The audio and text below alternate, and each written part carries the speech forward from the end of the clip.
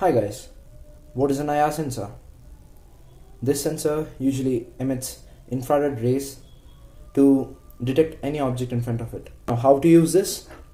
Basically, there are two LEDs which are used to emit infrared ray. Is the adjustment of the sensitivity of this LED depends upon how far this IR sensor can detect things. Can be done with the help of a screwdriver. At the end you can see VCC, GND and out. VCC stands for positive, GND stands for negative, out stands for output. Now all this use a 3-pin plug. The red wire goes for VCC. So this is how you connect it. And from here you give the out, GND, VCC and make a circuit.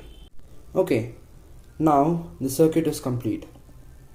Now as I on the button, I'll keep my finger above it so that the sensor senses my finger and stays off. But when my finger goes off, the motor starts running.